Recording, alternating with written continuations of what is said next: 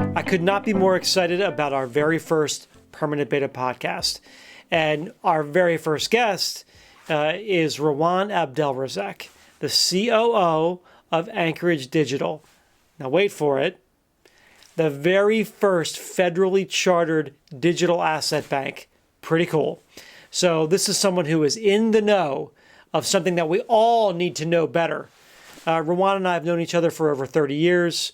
She's a brilliant leader, incredibly smart, and is on the cutting edge of things that are happening in the world of digital currency. So thanks for watching this episode. Very excited to bring you Rawan Abdelrazek. Thank you so much for being with us today on the podcast. Great. Thanks for having me, Chris. It's great to talk to you. Yep. So let's start there. Give us a little bit of a sense about, congratulations first and foremost on the fact that you all are the first federally chartered crypto bank. What does that mean?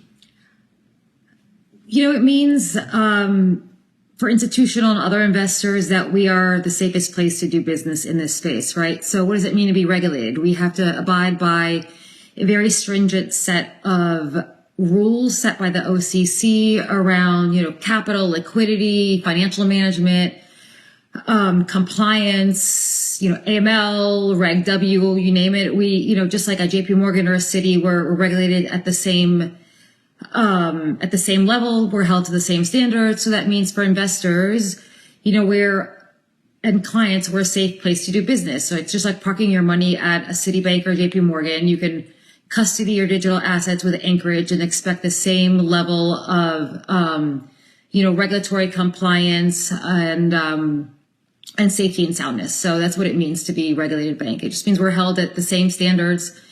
And even more so, I think, by the OCC, because we are the first digital asset bank, and they consider this space to be higher risk. So we're held to, some quite stringent expectations by our regulators. It's interesting that you use the word higher risk because it seems to me, and again, I'm very much still in learning mode, obviously with our whole podcast being around permanent beta, always learning, but I'm still in learning mode about digital currency. Higher risk, even with the blockchain technology that sort of is the foundation of digital currency, it feels safer in many respects. Why do you think there's still that sense of it being higher risk or being believed to be higher risk? I think until a couple years ago, crypto really wasn't mainstream. You didn't have institutional or tons of retail investors. But now that it's become more mainstream, there needs to be a greater understanding of it as an asset class, right? So I think the lack of it having been mainstream, people thought it was risky. They thought it was too risky to invest in it. They thought it was unregulated. It was the wild, wild west of finance. And part of the challenge around the perception of risk is around the volatility. It's a much more volatile asset than some traditional asset classes. So I think it's really two things. It's the volatility of the asset class. And it was the perceived, I think, lack of regulatory framework, mainstreamness that made it seem higher risk. Now, don't get me wrong, it is a higher risk asset class, but because it's moving towards being a very regulated space, that level of risk is dropping. And we like to tell our clients that are regulators that it's easy to actually, because the transparency of blockchain is so strong, that there actually is less risk in it than other traditional asset classes. You could see the transaction, you can see it out multiple hops, you know where the money is going, where it's coming from, where it sits on the blockchain. And that's actually, quite remarkable. Whereas unlike your dollar, you don't really know where a dollar sits because it's fungible, whereas this is not as much of a fungible asset. Hearing you explain this we're just so thankful for your expertise on this, because the way you explain it and the way I am absorbing it, and it just makes a lot more sense when you say it as opposed to when I try to read it and explain it to others. So thank you for that. And I think what you just said is fundamentally important for all of our listeners to understand on this podcast, which is the concept of blockchain. I think everybody gets a little bit too shiny penny syndrome, if you will, around the currency, the digital currency part of it, and the Bitcoin or Ethereum, when in fact, the thing that we should be most excited about as in the world of commerce is the fact that it's blockchain that underlies it all. Is that a fair statement? Is it people don't still really understand blockchain? I mean, it's fundamentally a technology and not a currency, right? So that's what people need to understand is there's a whole technology that underpins these assets and multiple use cases that are being developed. I mean, there's hundreds of what they call token projects out there as you know, startups and entrepreneurs develop like new use cases, you know, for these assets. And there's not just one, right? There's tons of asset classes out there in this space, right? Multiple kinds of coins, so to speak, you know, both like in the traditional sense of a Bitcoin, but there's now this, you know, non-fungible tokens, right? Which is like an art form that, you know, lots of investors are now looking for. And, you know, I think for what's important to realize for small and medium institutions is thinking about this from like a balance sheet perspective, right? So traditionally you would think about managing your balance sheet, you know, in terms of where you're investing, stocks, bonds, other things, you know, where you're holding your money. This is like a new way to actually manage your balance sheet, right? Is by investing in certain digital assets and tokens in a safe manner. So you have to bring return to your investors. You need to, you know, manage your own internal assets, right? So banks do that in various different ways. And this is fundamentally a new way to, I would say, like manage your balance sheet and invest, right? So what we offer is, I mean, look, every provider is different, but what we're more like a traditional custodian, right? So we hold digital assets in a very secure form. So if you want to just invest in a Bitcoin, you invest in it and then we hold it for you and we could trade it, we could settle it. But it's a secure way to hold it as an investment. And most of our clients are holding these as an asset class for long and medium term returns. So as a business owner or somebody, or just an institutional investor, or an individual, high net worth individual. We only engage with high net worth individuals. It's an asset class that, has some pretty high returns right now, but it's a both a long and a short term investment. So you can think about it in, you know, multiple different ways. I think it's a little bit more, the space is probably more volatile for retail investors because of the high volume of trading, but most businesses or institutions, if you think about it, don't trade at a high velocity like individuals do. Right. Now, you've brought up two really important distinctions that I think our audience would like to understand better. And I appreciate that you went there, which is as a business leader or a business owner, not only are we talking about the benefit of blockchain technology and digital currency as a better way to manage the balance sheet, it's also a portfolio enhancer, the whole idea of keeping your wealth distributed as a high net worth individual, which many small business owners qualify as such. They need to understand more of what that opportunity looks like from their own investment portfolio.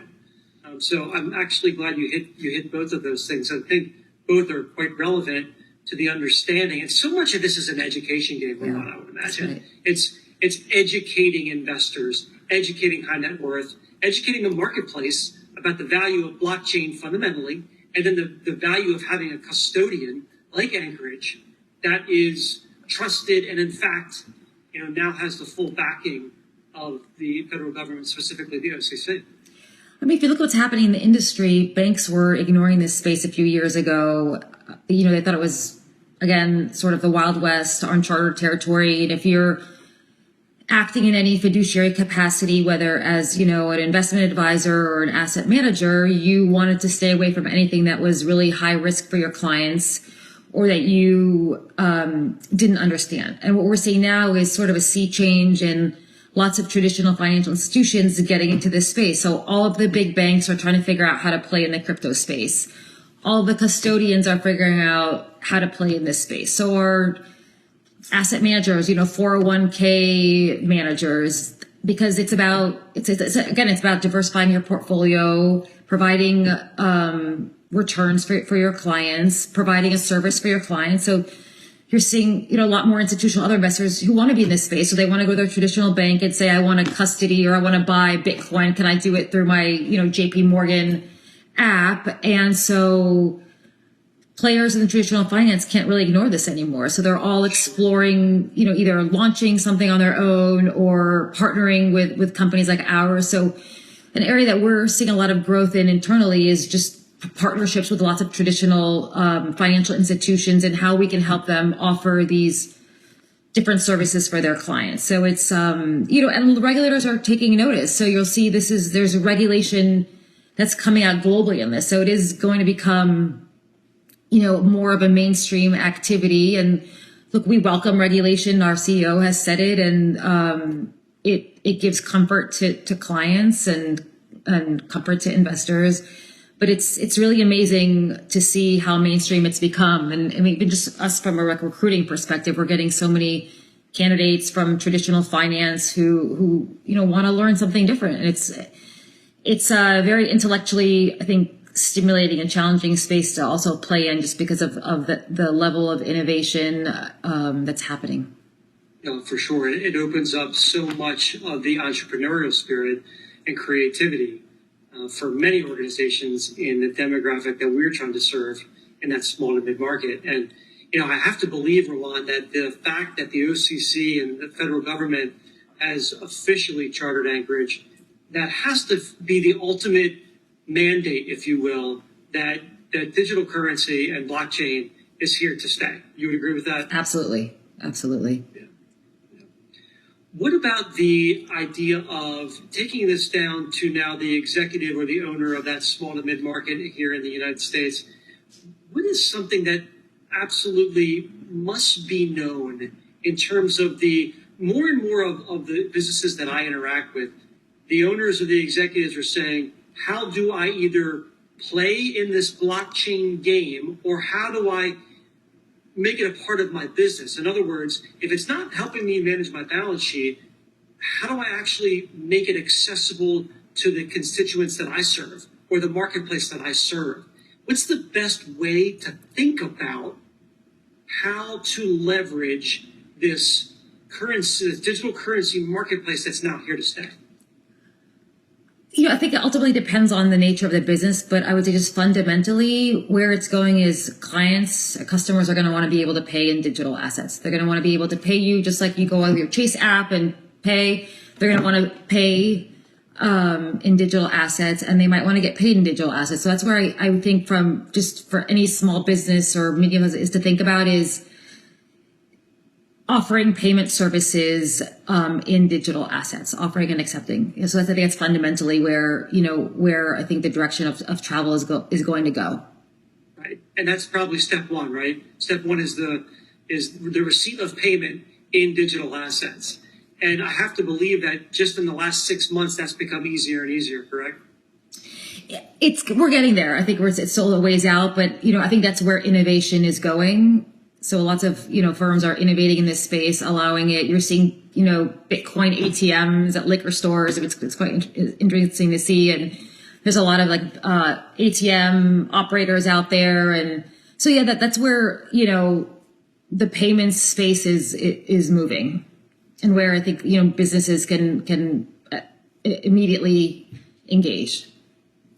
Yeah. Beyond their own investment portfolio, that seems to be the first step if they're not already engaged in a more intentional way with some sort of, for lack of a better term, the tokenization of an industry or a practice, and trying to understand and create that opportunity.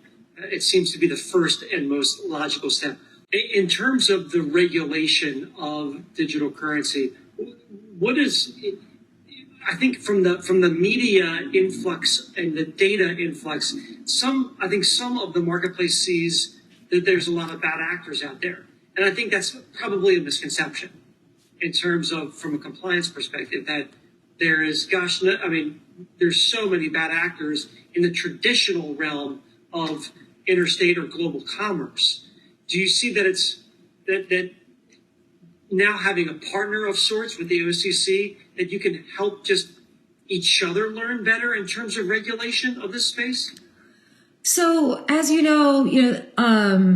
the president recently announced an executive initiative around this space.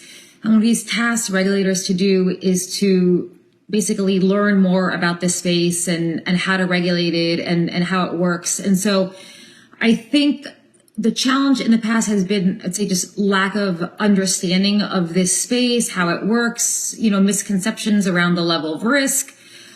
Regulators are now, educating themselves in this space, and that's, both in the U.S. and globally. You're seeing, regulators engage in this in Asia and in the Middle East. I think the UAE just announced it, wants to be a hub for this space. So I think it's a great thing. Regulators are putting their hands up, and they want to understand, how it works, how to best regulate it, how to make regulation fit for purpose. Again, it goes back to, it's here to stay. It's not going anywhere. And so I think regulation is a great thing because it gives market players an understanding of the rules of the road. It also it levels expectations. So if it's almost in a sense, if everyone's regulated the same standards, it just like banks, right? It creates a more level playing field. It opens the door for more players to come in, from more financial services companies, traditional ones, to innovate and play in this space. I think, again, regulation, it's just speaking from my days at the Treasury Department, right? One of the biggest disruptors or I would say negative things for our financial system was lack of a level playing field, right? So banks having to go into different markets and operate according to different standards, right? So we would always try to get, other countries to kind of harmonize their regulations. So the more global something is, the easier it is for firms to play, and again, at a level playing field, right? So, and we still don't have that globally, in financial regulations. There's different standards in different countries. I would say the US and the EU are relatively the same. We're relatively harmonized. So, you'll reduce bad actors via regulation, and the perception of what is a bad actor will diminish once regulators understand how the space works. They understand how blockchain works. They understand that it's a technology, and that there's transparency, and that players, who really want to be successful want to play by the rules, right? So they want to be regulated, and they want to create something that's safe for their clients and investors to play in, right? So yeah. It's where I think the direction of travel there is going. And I know we at Acreage, honestly, we welcome regulation. We're really glad about the executive order, and we want to be a regulated bank, and we think that it makes us a better custodian, and it makes for a better service for our clients, being held at those standards. That makes sense. No, that makes sense. Do you see that maybe beyond financial services, there are industries that are more willing to embrace or be more actively engaged with, certainly not in the compliance or in the regulatory conversation, I would imagine, but just in the embrace of blockchain and digital currencies as more of a commonplace now situation as opposed to something more future? I don't think there's quite that level of understanding yet globally on what blockchain offers. So I think more forward-leaning types of institutions have been playing in this space, even earlier than now. I think there's a lot more of public education that needs to happen around what blockchain is and how it works and what it offers for it to become more mainstream as a tool and not an investment, right? So you need to, people need to understand it, right? So lots of folks don't, and we're getting there now. You're seeing more of it now. But again, you look at some of the financial institutions, they're all educating themselves on what blockchain is. And I think that trend will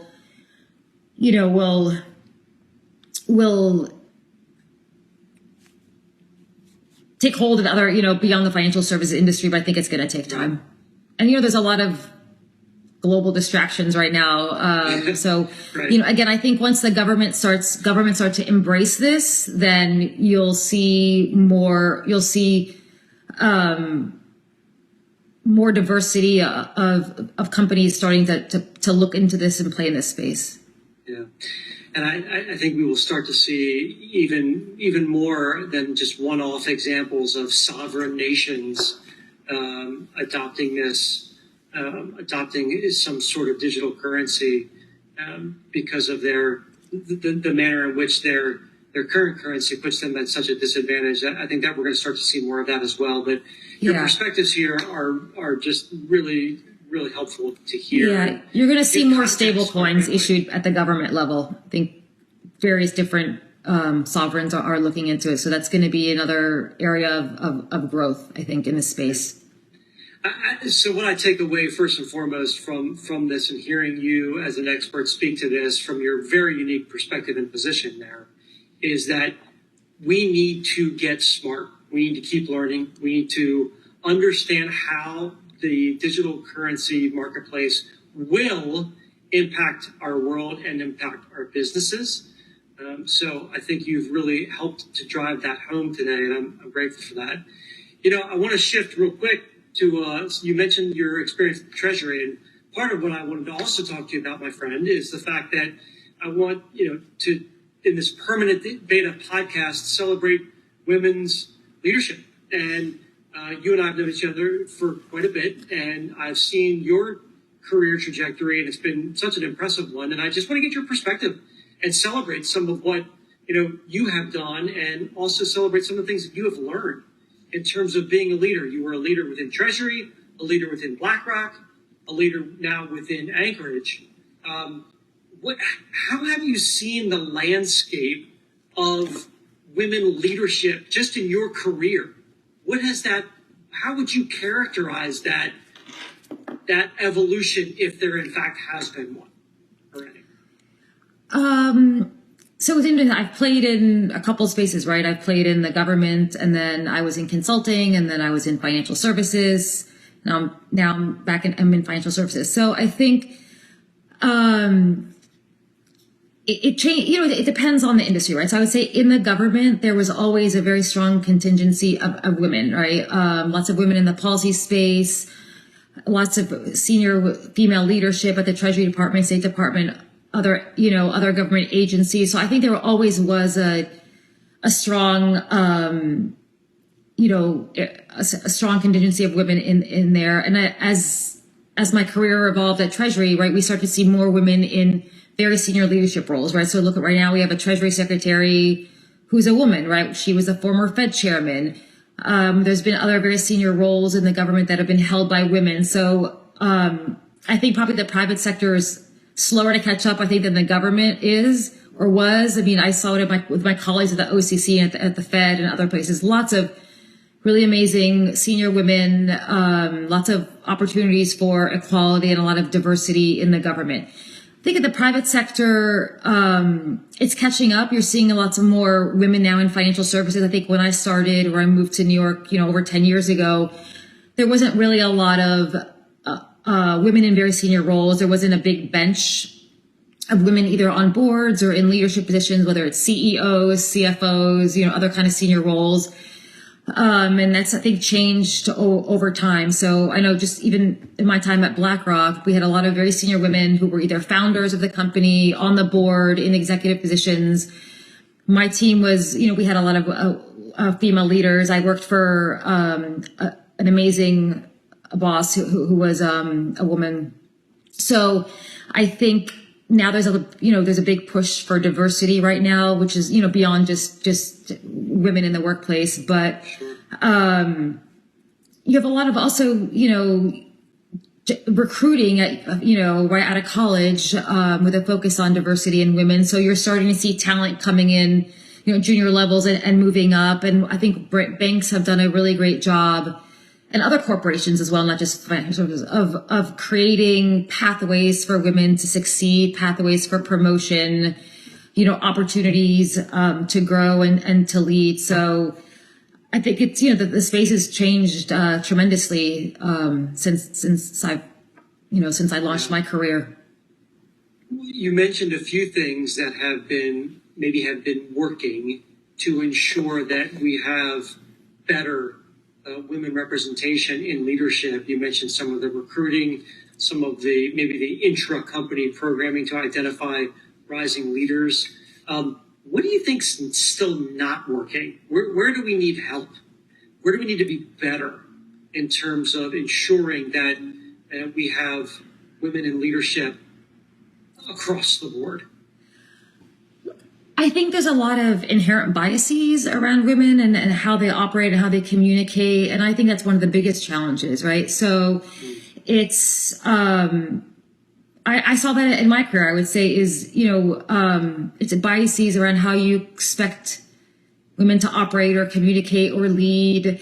And that I think needs to go away, right? So typically lots of women who are, I would say, assertive or commanding or leading tend to be viewed as aggressive, right? Or our communication style is overly assertive, right? So we're held to quite different standards compared to men. And that was a challenge that I had in my entire career, right? Was, I'm pretty straightforward. I'm a straight shooter. I'm very much execution oriented. I always have been. I'm a, get stuff done kind of person. And that can come off as rubbing certain people the wrong way. I think when it comes from a woman versus a man, you're seen as aggressive as opposed to leading. So, that goes back to, biases and how we view people's roles in the workplace and how we view men's strength versus women's. And so it's, I think, addressing that. I think you're starting to see more of that training around, biases. And I think, to be honest, as you have more women just in this space, those biases will slowly erode as the generations turn over and you have, I would say younger generations of folks who are used to, dealing with women at equal levels. So I think those things will change over time. But that, to me, I've always found as one of the biggest challenges, because it's very hard to change people's perceptions and biases. That is for sure. I've seen that in my entire career as well, as people are often even unaware of their existing bias, and they need to be, you mentioned training or programs to understand what their biases are, because they're often ingrained, and they may not even have the awareness about them. Yeah, no, that's right. Keep driving and keep working to chisel away at those biases, and that goes for every level, right? I think that's not just government or financial services or large organizations. That's absolutely at the small and mid-market level, which is you've got to keep your eyes wide open. You've got to recognize, you've got to smash bias. You've got to, be a learner, not a knower, about how talent shows up, where it shows up, and where the good ideas are. And that's something that we continue to have to hammer on so that we don't lose great talent, and don't celebrate it and promote great talent when we see it. So I appreciate your perspective there. I just have a couple more questions for you, my friend. Was there any sense of mentorship or women lifting other women up that you experienced at BlackRock or government or elsewhere, where you're like, that was critical? Yeah, no. I think I mentioned, there were lots of very senior women that I worked with at Treasury and in the financial services space, and especially in the government. I mean, it was very female friendly, and I had a lot of female mentors to look to and to engage with. And similarly at BlackRock, we had a deep bench of senior women. I worked for an amazing boss who, to be honest, my story, she plucked me out of a different department. I was working on the business side in our financial markets advisory team, and I did an internal project for compliance, and she immediately kind of recognized my strengths around execution and project management and reached out to me and basically poached me internally. And she was a great mentor to me. She gave me great positive and critical feedback, which I think was really important. Is she was very direct with me. both about my strengths and my weaknesses. She gave me lots of opportunities to grow within the firm and exposure. But I think she led by example, which is what I try to do, right? So she was an incredibly hard worker, rolled up her sleeves, did work, I think led by example. And that's how I've always tried to lead is by example, right? You want the team to know that, you're willing to do whatever it takes as well. And there's nothing that you won't do that you won't ask them to do. Right. So, she led by example, and I tried to follow that model as well. And she gave me great feedback and sometimes very tough feedback, right? Which you really need to grow. So as a leader, you always need to be thinking about your strengths and your weaknesses, working on both of them, addressing your weaknesses. You can't fix everything, right? But you have to be self-aware and open to feedback from all sorts of stakeholders, whether it's your bosses or your peers or even junior people, right? So asking the junior folks, what can I do better? How can I be a better leader for you? How can I be a better manager? So, I've had lots of really great role models and that have taught me how to also, role model for my teams.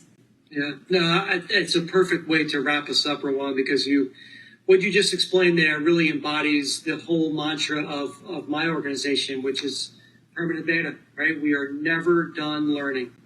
We are always growing in some way. Everyone is your superior in some way, and in that you should learn of them. And you really just explained that very well in your own leadership style, in your own willingness to take feedback and grow and to model the way for others. So whether it be from a leadership perspective or for the fact that you are a unbelievably relevant role in the growth of digital currency and your role as a COO at Anchorage Digital, we just really appreciate your perspectives, your ability to synthesize things and have it be explained to us in a way that we understand. We appreciate that. Thanks. And your perspectives are incredibly valuable. So, Chris, I would say one thing sort of on that, my last talking point. I think, it's interesting. I've had so many different roles, and I think one of the most important things that I would note is it's critical to be able to pivot, right, in your career, understand learning beta and personal growth. So I think I would probably not be here right now if I wasn't continuously able, I think, to pivot as the, kind of facts on the ground change, right? Industry changes, the world changes, and you have to be flexible. And I think that's been critical. Oh, that's a perfect mic drop comment. So awesome. Thank you for wrapping us up that way, Rawan. You are amazing. Rawan Abdelrazek, the COO of Anchorage Digital. You are a blessing to us all, and I thank you so much for being on our. Thanks, Chris. It was great to catch up with you.